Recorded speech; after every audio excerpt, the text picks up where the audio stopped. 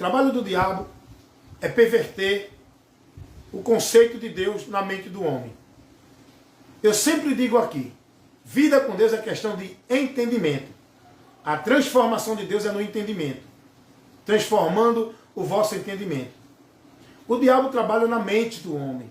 Ele cega o entendimento do homem. Jesus é a luz de Deus que ilumina o nosso entendimento, a nossa mente, a nossa compreensão, para a gente entender a verdade de Deus.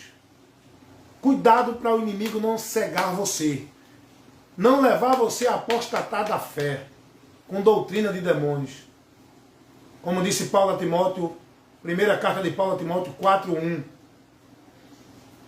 aonde ele vai levantar doutores e pregadores, infiltrando no meio do povo de Deus heresia de perdição, aonde Pedro adverte os irmãos na sua segunda carta, capítulo 2, versículo 1, aonde ele levanta ministros que são de Satanás, transfigurado em ministro de Deus, para pregar em nome de Deus, só que são levantados pelo diabo, para deturpar e distorcer a verdade de Deus.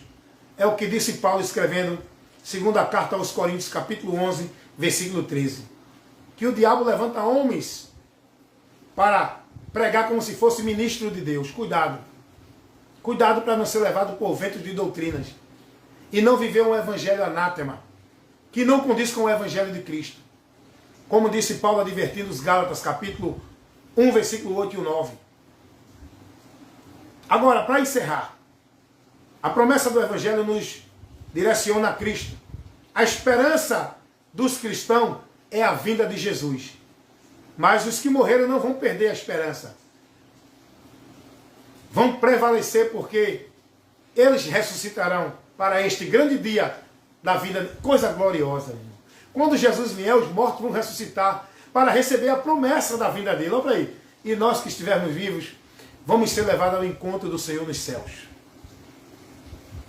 Cuidado.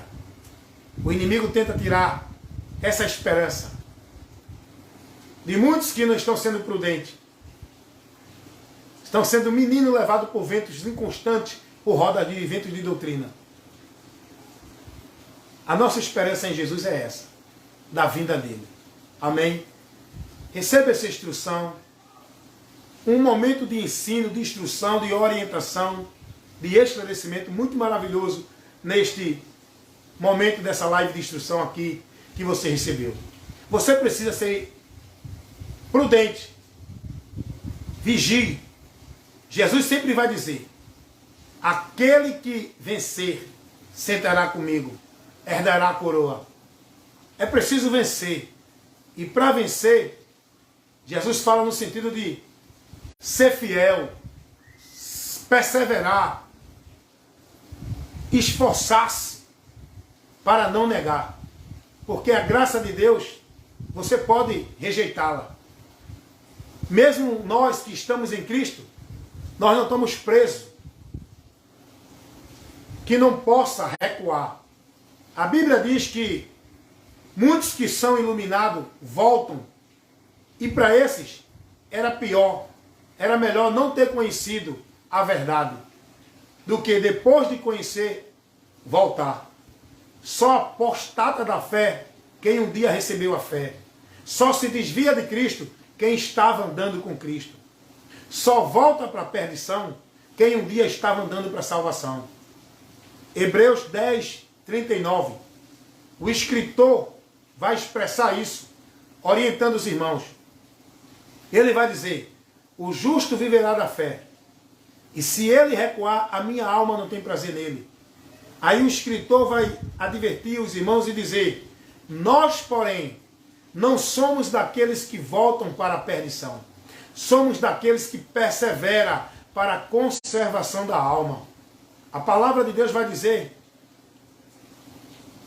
que quem está em pé, olhe e cuide para que não caia. Você está entendendo aí? Jesus vai dizer, guarda o que tu tens, para que ninguém tomes a tua coroa. Está entendendo aí? Que a graça de Deus, você pode abandoná-la e cair. Paulo vai dizer aos Gálatas que se eles largasse a fé em Jesus para seguir outros conceitos, da graça eles tinham caído. Cai da graça, irmão. Tem gente pregando aí, não, você já é salvo, a graça de Deus é irresistível. Ninguém pode... Resiste sim, irmão. O mundo despreza a Deus. O mundo rejeita o amor de Deus. O mundo despreza, rejeita a graça de Deus, pela qual eles podem alcançar salvação. Porque o dom gratuito de Deus não é oferecido só a um grupinho de pessoas isoladas, não. É para toda a humanidade, mas nem todos recebem. E a palavra vai dizer, 2 Tessalonicenses capítulo 2, versículo 10 ao 12, dá uma lidinha lá. Deus permitirá a operação do erro, para que creiam na mentira todos os que não creram na verdade. Antes tiveram prazer na iniquidade, por isso serão condenados, porque não creram na verdade para se salvar. Dá uma lidinha lá, é Bíblia, é instrução. Dentro do que a palavra diz, a gente fazendo uma análise, um contexto geral da Bíblia, não é preso a um texto. Cuidado, a graça de Deus, ela não é irresistível. Deus não prende ninguém a Ele. O homem tem que ir a Ele por deliberada vontade e escolha própria.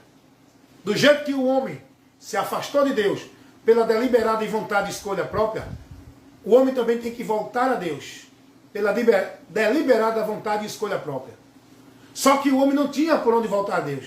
O homem estava perdido sem saída. Mas o próprio Deus abriu a porta. Colocou o caminho. É o homem que tem que entrar na porta e andar no caminho até o fim. Tá? Porque o apóstolo Pedro vai dizer, na sua primeira carta, capítulo 1, versículo 9, devemos perseverar para alcançar no final da nossa fé a salvação da nossa alma. Jesus vai dizer, ser fiel até a morte e dar-te-ei a coroa da vida. Há uma caminhada, há um final a chegar. O fim é melhor do que o começo. O fim ainda não chegou. O fim só vai chegar para nós, igreja, quando Jesus voltar. Porém, meus irmãos, cuidado com esses ensinos heréticos. Saia desses conceitos doutrinários que não é condizente com a verdade do Evangelho de Cristo. São doutrinas paralelas ao Evangelho. Cuidado com essa nova doutrina que está aí, levando muitos a cair da graça. A doutrina da escatologia consumada. Predestinação fatalista. É tantas doutrinas, é tanta linha doutrinária, levando o povo a uma instrução maldita. Cuidado. Eu vou encerrar com o que Paulo disse aos Coríntios, na sua primeira carta, capítulo 15, versículo 1 ao 2. O apóstolo Paulo vai dizer isso para divertir os coríntios, para chamar os coríntios à prudência, para não se perderem da salvação. E dentro desse contexto, estavam sendo disseminadas doutrinas heréticas, que ia levar muitos a apostatar da fé. E Paulo vai advertir os irmãos, já no primeiro versículo do capítulo 15, que se você ler o contexto do capítulo 15, existia um conceito doutrinário de que a ressurreição já tinha acontecido. É igual esse conceito aí de que Jesus já veio. A mesma coisa. Paulo diz, cuidado. Isso não é o evangelho que eu vos trouxe para vocês. Isso vai contaminar o conceito verdadeiro do evangelho que vocês creram, que vocês receberam. E Paulo vai dizer assim, no versículo 1 e o versículo 2 do capítulo 15 de primeira carta de Paulo aos Coríntios. Irmãos, o evangelho que eu vos notifiquei, pelo qual vocês creram, no qual vocês permanecem, pelo qual vocês serão salvos, se permanecer nele, se é que não creste em vão. Você parou para entender o que Paulo está advertindo os irmãos? Paulo vai dizer, meus irmãos, eu informei a vocês esse evangelho, eu trouxe para vocês esse evangelho, vocês receberam, vocês creram, vocês aceitaram, permaneçam nele, porque vocês só serão salvos se permanecer nele, porque muitos crê, recebe, aceita e lá na frente desvia. A palavra está dizendo aqui, Leia 1 Coríntios, capítulo 15, versículo 1 e 2. Eu não estou acrescentando nada, eu estou pregando apenas o que a palavra ensina. Eu estou declarando o que a palavra declara por trás do texto, fazendo aplicação para você, para lhe advertir, para lhe corrigir, para lhe instruir daquilo que a palavra ensina, não é daquilo que eu acho. Então cuidado, irmão. Salvação não é dizer eu estou salvo e não perco mais salvação. Salvação é você tomar uma atitude de negar-se, renunciar, crer em Jesus e passar a segui-lo até o momento que chegar ao final da carreira. Faça como disse Paulo: combati o bom combate, acabei a carreira e guardei a fé.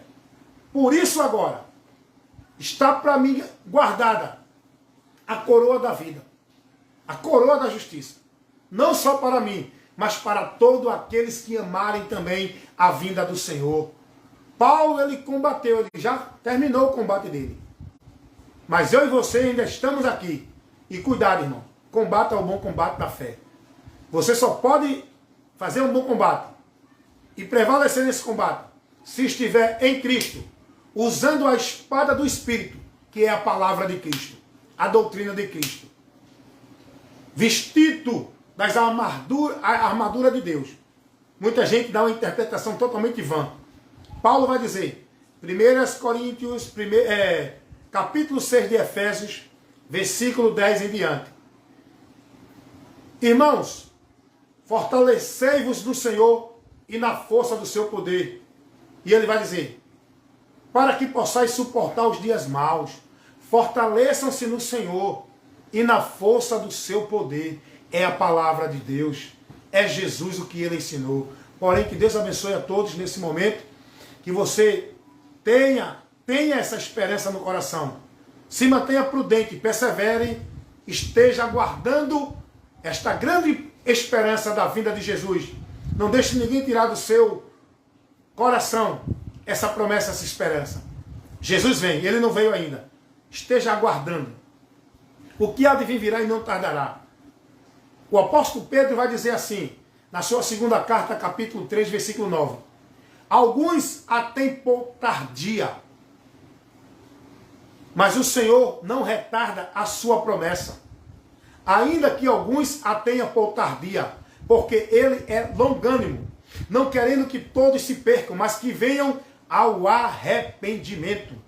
Esse tempo que Jesus está nos dando, esse tempo que o homem tem, ele ainda não veio, porque ainda a porta da graça está aberta, para que muitos que creiam, se convertam e sejam salvos. Recebam essa promessa. Estejam aguardando Jesus. Ele não vai retardar, nem vai atrasar, nem adiantar. Ele vem no tempo determinado que o Pai determinar para ele vir. No tempo que ele vir, quem entrou, entrou, quem não entrou, não entra mais. Aprenda o que Jesus disse em Lucas 13, 24. Esforçai-vos a entrar pela porta estreita, porque muitos vão procurar entrar e não poderão. Cuidado, escapa por tua vida. O juízo de Deus é vindo. Jesus está voltando. Arrependei-vos e convertei-vos. Bem-aventurado é os que crê. Quem não crê será condenado. Cuidado, creia para ser salvo. E se converta a Jesus para estar aguardando esse momento dentro dessa esperança. Amém? Deus abençoe a todos em nome de Jesus. Muito obrigado pela atenção de vocês que assistiram e que estão assistindo agora depois de gravado. Compartilha instruções da palavra de Deus com o seu amigo e irmão Wellington Ramos, evangelista Wellington Ramos. Amém? Tchau, pessoal. Tchau, pessoal. Tchau.